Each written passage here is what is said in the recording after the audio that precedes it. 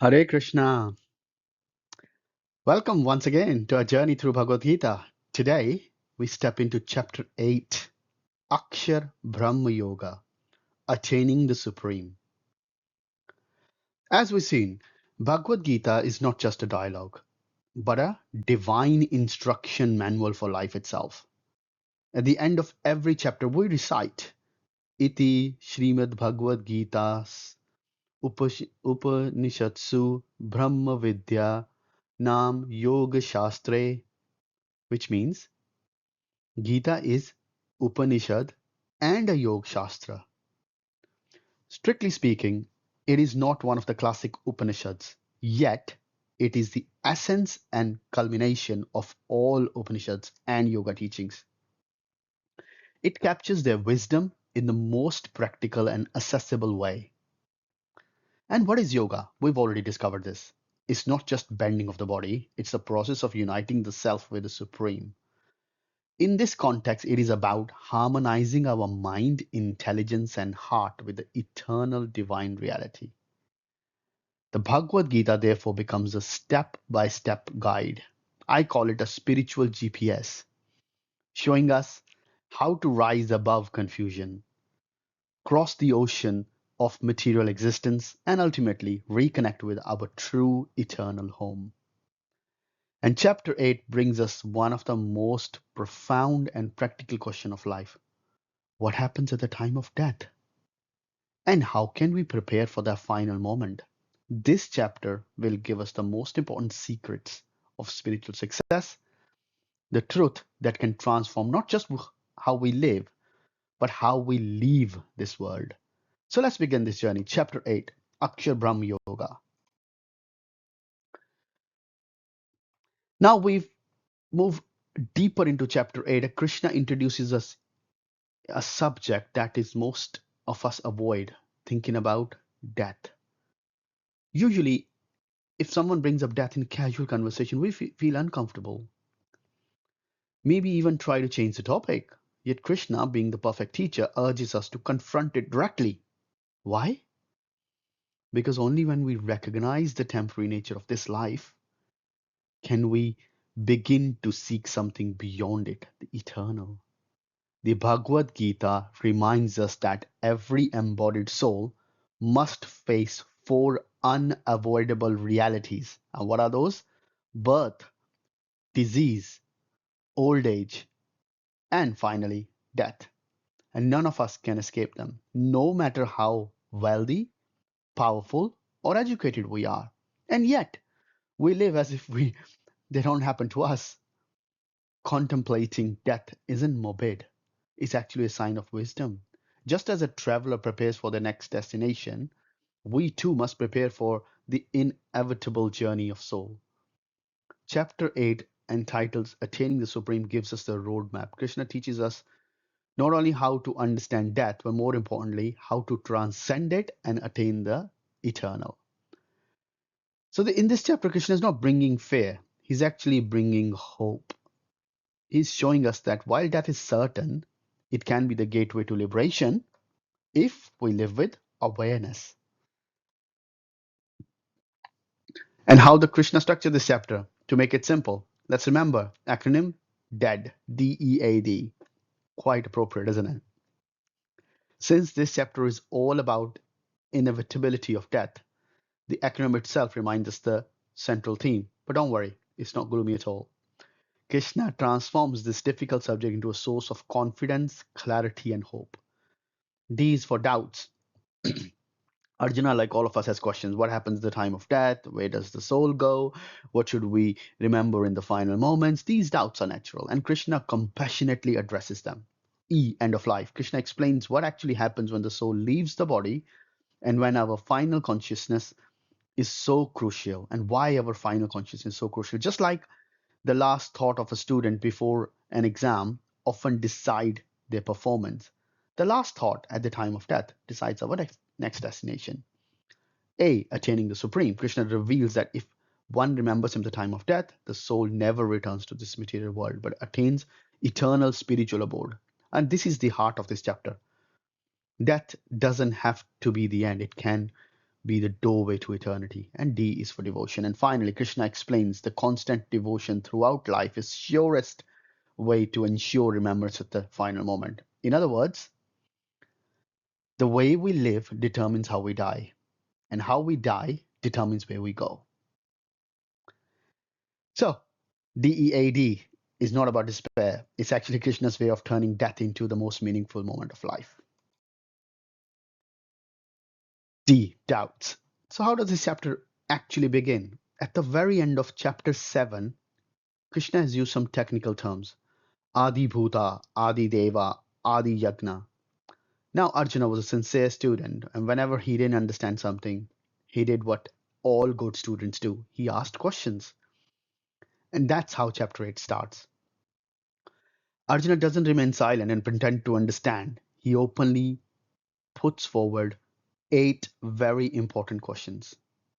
And these aren't small questions. They are questions that cut right through the heart of spiritual life. What is Brahman? What is Adhyatma? What is Karma? What is Adi Bhuta? What is Adi Deva? What is Adi Yagna? And where does this Supreme Personality reside within our body? And the most practical question, how can a person know Krishna at the time of death? Now imagine this. Arjuna is on the battlefield in the middle of the greatest war, and yet his mind is not only thinking of a strategy or weapons, he's asking Krishna, what happens at the time of death? How do I connect to you at that moment? And Krishna, being the compassionate teacher, patiently answers. In verse 3 and 4, he addresses the first seven questions. Brahman is the indestructible, transcendental living entity. Adhyatma is the eternal nature of the self. Karma is the action that leads us to future material bodies. Adi Bhuta is the ever-changing physical nature. Adi Deva is a universal form that includes the demigods. Adi Yagna is none other than Krishna himself as a super soul, the Paramatma. And where does he reside?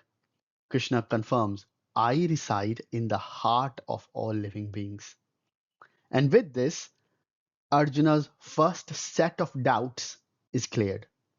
But Krishna leaves the eighth and the final question about remembering him at the time of death for a deeper explanation in the next section.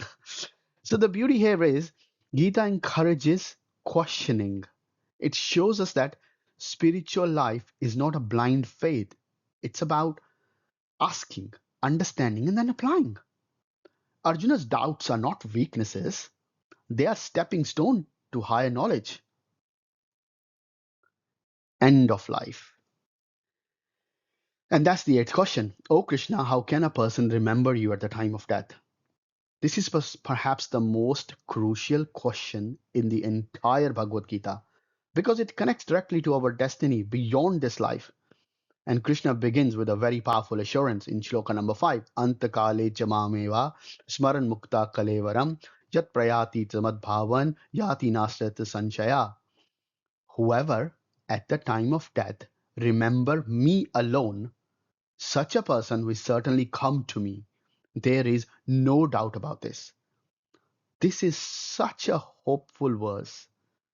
Krishna is saying death, which normally terrifies everyone, can actually become the greatest opportunity if we remember him at the final moment.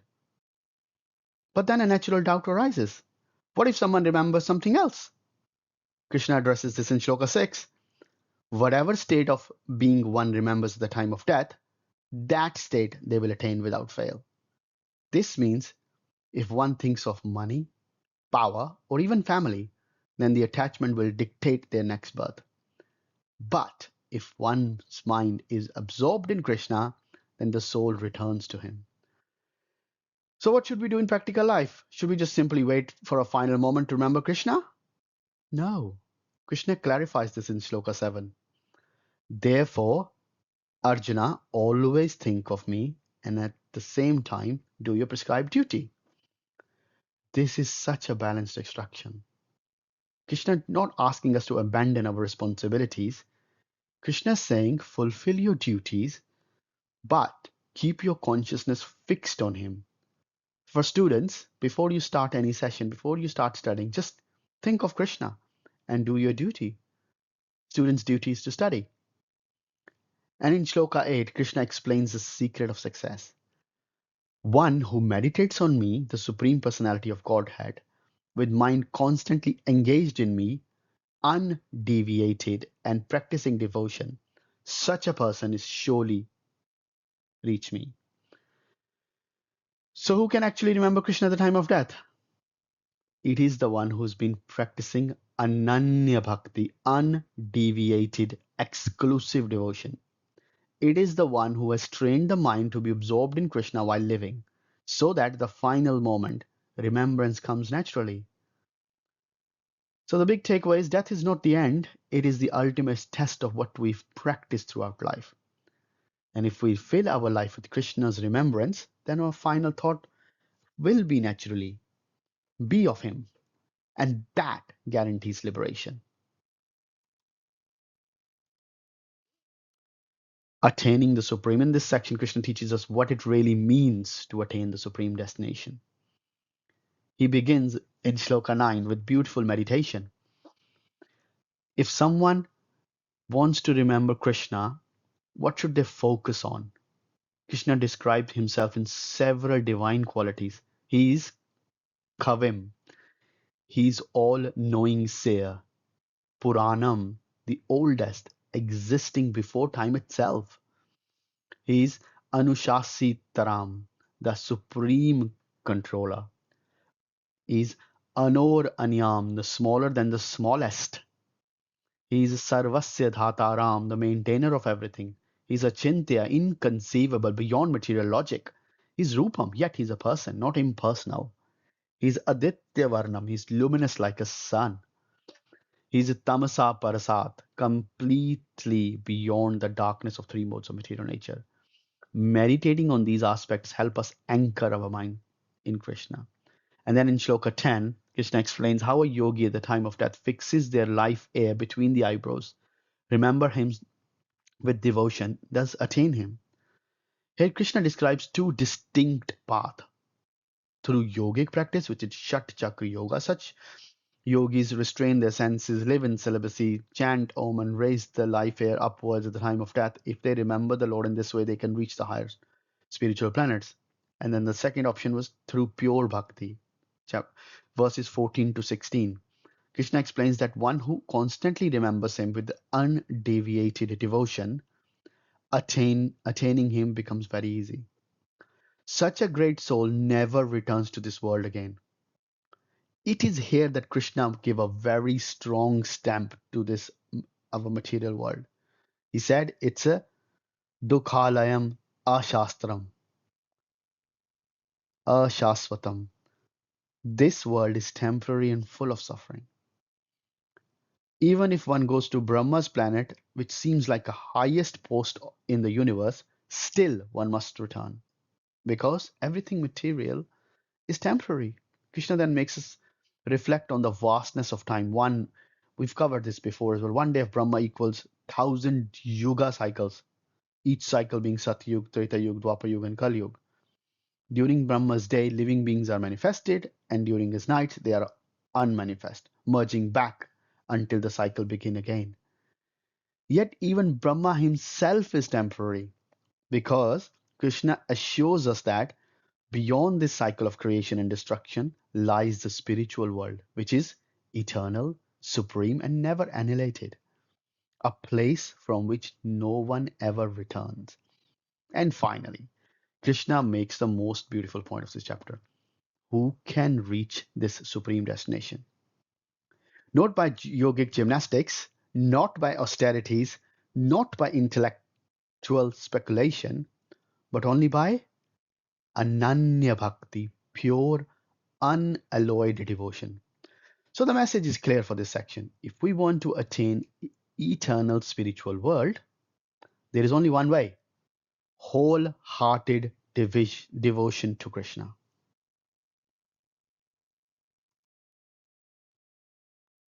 Devotion. In the final section of chapter 8, Krishna begins everything together by establishing the supremacy of bhakti.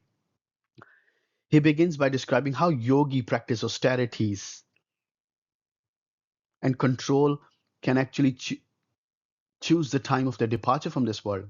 But if they leave during the path of light, they attain this Brahmjyoti, the effulgence of the Lord. But if they leave during the path of darkness, in smoke, in night, and during the waning moon, they reach higher planets like the moon and enjoy there for some time, but eventually must return to earth. So these yogi may get temporary liberation or temporary elevation, but nothing permanent. Now Krishna shifts the focus to his devotees. He explains that true devotees are not bewildered by these two parts of light and darkness. Why? Because they are not concerned about technical timings, planetary calculations, or yogic perfection. Their heart is always fixed in devotion to Krishna. And Krishna makes a very powerful declaration here. One who engages in devotional services automatically surpasses all the benefits of other pious acts, whether it is fire sacrifice, charity, austerity, philosophical study, or ritualistic duties. In other words, bhakti encompasses and surpasses all other processes. So Krishna is closing this chapter with absolute clarity. Devotion is supreme. It is higher than yoga, higher than austerity, higher than sacrifice, higher than knowledge. So by practicing bhakti yoga, one attains not just temporary results, but the eternal spiritual destination, going back home, back to Godhead. This is why Krishna emphasizes again and again the path of bhakti is not only the simplest, but also the highest and most complete process of all. Before we close, let us take one bonus reflection from this chapter. Krishna makes it very clear that the most crucial moment of our life is the last moment, death. Whatever we remember, the time decides where we go next. And here is the key. At the time of that, we cannot artificially force the mind to think of Krishna. The mind will only run towards what has been attached to in life. For example, if someone spent their whole life absorbed in money, power, family, at the time of the mind will naturally run in the direction. And according to Krishna, that's where the soul will head next. But if we, throughout the life, we train our mind to remember Krishna by chanting, by serving, hearing his pastimes, and remembrance becomes natural. So this chapter gives us the practical life lessons. What we practice daily is what we'll remember at the time, at the final exam of death. And remembrance can carry us beyond this temporary world, back to Krishna's eternal home. Just like students prepare for exams daily, spiritualists prepare for their final exam of life by remembering Krishna always. So, in chapter 8, Krishna teaches us the inevitability of death and the supreme importance of remembering it at the final moment. He shows us that whether through meditation, yogic practice, or bhakti, the ultimate destination is return back to him, the eternal spiritual world. And of all the paths, Krishna declares that devotion, Ananya Bhakti, is supreme. In the next chapter, chapter 9, Krishna opens the most confidential knowledge, Rajvidya, Rajguhyam, the king of knowledge and the most secret wisdom, which we will cover in my next video. Until then, remember, true happiness lies not only in temporary gains, but in eternal connection with the Lord. Hare Krishna,